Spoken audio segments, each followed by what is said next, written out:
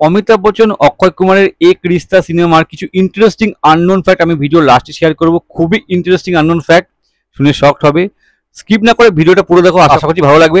তার সাথে সাথে এই সিনেমার বাজেট, বক্স অফিস কালেকশন ও ভার্ডিক্ট নিয়ে আলোচনা করবো, আর পার্সোনালি এই সিনেমাটা আমার কেমন লাগছে তাও তোমার সাথে শেয়ার করবো। সো ভিডিওটা পুরো দেখো। So friends, welcome back to my channel.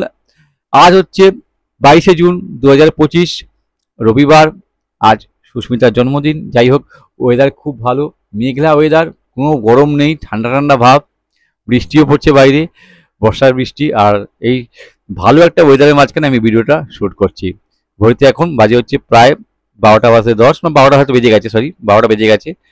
এই ভিডিওটা চেষ্টা করছি আজকে রাত্রেবেলা রিলিজ করার জন্য আমার চ্যানেলে। সো সাবস্ক্রাইব করুন চ্যানেলটাকে, তাহলে এই ভিডিওটা আর এই যে ভিডিওগুলো আমি ছাড়বো বা ছেড়েছি সেই ভিডিওগুলো তোমরা দেখতে পাবে। তো সাবস্ক্রাইব করে নাও, শেয়ার করে দাও, আর ভালো লাগলে একটা লাইক করে দিও। সো ফ্রেন্ডস, এক রিস্তা আজ থেকে 24 বছর আগে 2001 সালের 18ই মে রিলিজ করেছিল। মুখ্য চরিত্রে ছিল অমিতাভ বচ্চন, অক্ষয় কুমার, করিশ্মা কাপুর, রাখি গুলজার, জুহি চাওলা, মনীষ বেল, আশিস বিদ্যার্থী, শক্তি কাপুর, ব্রিজেশ হিরজি, আলোক নাথ, আরও অনেকে ছিল। রিস্তা একটা ফ্যামিলি ড্রামা সিনেমা। প্রডিউস ও ডাইরেক্ট করেছিল সুনীল দর্শন, মিউজিক দিয়েছিল নাজিম শ্রাবণ, গান লিখেছিল সমীর। এবার যদি বাজেট আর বক্স অফিসের প্রসঙ্গে আসি, এক রিস্তার বাজেট ছিল হচ্ছে 15 কোটি, আর প্রথম দিন কালেকশন করেছিল 1,31,00,000 টাকা। প্রথম উইকে শেষে কালেকশন করেছিল 7,12,00,000 টাকা। আর এক রিস্তার ওভারঅল নেট ইন্ডিয়ার লাইফ টাইম কালেকশন ছিল 17,80,00,000 টাকা। বক্স অফিসে অ্যাভারেজ হয়েছিল। আর যেটা আগে বলেছি, ওই সময় একটা সিনেমা অ্যাভারেজ হতো মানে সেমি হিট বলতে পারো। আর এই সিনেমাটা নিজের বাজেটও রিকভার করেছিলই, তার সাথে সাথে বক্স অফিসে প্রফিটও করেছিল, আর একটা মডারেট সাকসেসফুল ফিল্মও ছিল ওই 2001 সালে। এবার যদি আমার পার্সোনাল রিভিউ তোমাদের সাথে শেয়ার করি, আমার তো এই সিনেমাটা খুব ভালো লেগেছে। খুব ভালো একটা ছবি, পারিবারিক সিনেমা, সকলকে নিয়ে দেখার মতো সিনেমা, বারবার দেখা যায় সিনেমাটা। যদি গল্পটা একটু করে তোমাদের সাথে শেয়ার করি, গল্প হচ্ছে বিজয় কাপুর, মানে যে রোলটা প্লে করছে অমিতাভ বচ্চন, তার হাসি খুশি ভরা পরিবার, বউ আছে, যে পার্টটা প্লে করছে রাখি গুলজার, নাম প্রতিমা কাপুর এই সিনেমাতে। আর 3 মেয়ে 1 ছেলে। মেয়ের মধ্যে জুহি চাওলা আছে, সিমন সিং আছে, আরেকজন আছে। আর ছেলে হচ্ছে অক্ষয় কুমার, নাম হচ্ছে অজয় কাপুর। আর শালাও আছে, মানে সেই পার্টটা প্লে করছে শক্তি কাপুর। হাসি খুশিতে আছে ওয়ার্কার, মানে কোটিপতি, ফ্যাক্টরি আছে, ফ্যাক্টরির মালিক। আর ওয়ার্কারদের পুরো ফ্যামিলির মতো মনে করে, সবাই তাকে খুব শ্রদ্ধা করে, ভালোবাসে।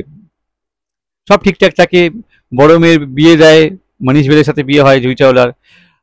তারপরে করিশ্মা কাপুরের সাথে অক্ষয় কুমারের প্রেম চলে, সব কিছু ঠিকঠাক চলে। কিন্তু সমস্যা আসে যখন নাকি বাবা আর ছেলে খেয়ালাত মেলে না, মানে অক্ষয় কুমার আর অমিতাভ বচ্চনের যে মানসিকতা সম্পূর্ণ আলাদা। একটা সময় আসে যখন নাকি এরা দুজন আলাদা হয়ে যায়। এমন একটা ঘটনা ঘটে এই পরিবারে, যখন নাকি বাবা আর ছেলে আলাদা হয়ে যায়, ছেলে বাড়ি ছেড়ে চলে যায়। এবার পুরো যে সুখে সংসারে ভরা পরিবারটা মানে পুরো ভেঙে যায়, সবকিছু হারিয়ে যায়, মানে যে যা জিনিসগুলো ছিল সবকিছু হারিয়ে যায়, ফ্যাক্টরি চলে যায়, যেতে থাকে। এমন কি হয় যে এই সুখের সংসার পুরো ভেঙে যায়। কিভাবে এই সংসার আবার জোড়া লাগে, কিভাবে তারা আবার এক হয়, এই সবাই জন্য তোমাদেরকে এই সিনেমাটা দেখতে হবে। এক কথায় খুব ভালো একটা সিনেমা। আর যদি আমি পারফরমেন্সের দিকে আসি, অমিতাভ বচ্চন এক কথায় অসাধারণ, ব্যাপক অভিনয় করেছে, ডায়লগগুলো হেভি ছিল। অক্ষয় কুমার অসাধারণ। আর বাবা আর ছেলের যে বন্ডিং ব্যাপক হয়েছে সিনেমাতে। অক্ষয় কুমার আর অমিতাভ বচ্চনের একসাথে যে সিনগুলো ছিল ব্যাপক ছিল।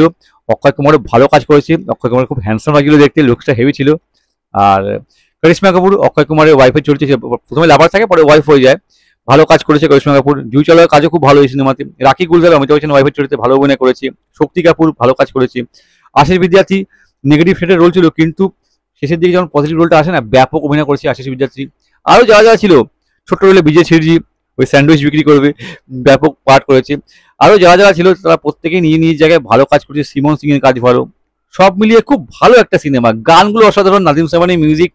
আর সিনেমার এই যে সিনেমার জার্নির মাঝখানে যখন গানগুলো আসে তখন শুনতে বেশ ভালো লাগে। যে সেটটা তৈরি করা হয়েছে খুব ভালো। আর যেরকম হ্যাঁ হামা প্যাক কর मैंने प्यार किया, হাম সাথ সাথে যেই প্যাটার্নের সিনেমা, এই সিনেমাটা সেই ফ্লেভার দেয়, আর দেখতে খুব ভালো লাগে। ওভারঅল যদি এটাই বলবো, যদি এখন অব্দি না দেখে থাকো বস, এই সিনেমাটা দেখো। এই সিনেমাটা সবাইকে নিয়েই দেখার মতো সিনেমা, খুব ভালো লাগবে।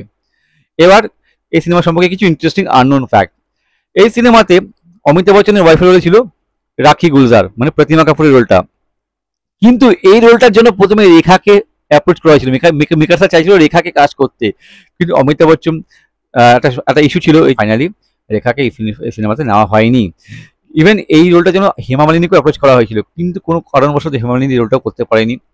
আর ফাইনালি রাখি গুলজার এই সিনেমাতে কাজ হয়। কিন্তু আই থিঙ্ক আমার মতে, জানি না তোমরা এগ্রি করবে কি করবে না, এই সিনেমাতে হেমা মালিনী থাকলে আরো বেশি ভালো ইম্প্যাক্ট হতো। কেননা বাগবান সিনেমায় তোমরা দেখেছো হেমা মালিনী অমিতাভ বচ্চনের জুটি যা পছন্দ করেছিল, এই সিনেমাতে করিশ্মা কাপুর অক্ষয় কুমারের অপোজিট ছিল, কিন্তু এই রোলটার জন্য প্রথমে সুস্মিতা সেনকে অ্যাপ্রোচ করা হয়েছিল, কিন্তু এই সমস্যার জন্য এই রোলটা সুস্মিতা সেন করতে পারেনি।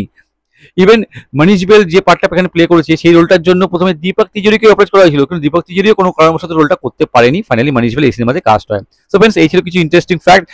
যদি ভিডিওটা ভালো লাগে তাহলে লাইক করো, শেয়ার করো, চ্যানেল নতুন থাকলে সাবস্ক্রাইব করতে পারো। যদি কোনো সিনেমা সম্পর্কে জানতে চাও তো আমাকে কমেন্ট করো, আমি চেষ্টা করবো সেই সিনেমা সম্পর্কে ভিডিও বানাবার আর তোমাদের সাথে শেয়ার করবার। ততক্ষণের জন্য বিরতি নেবো। তোমরা প্রত্যেকে ভালো থাকো, সানডে ভালো করে কাটাও। টাটা, বাই, জয় হিন্দ, take care and stay cool man.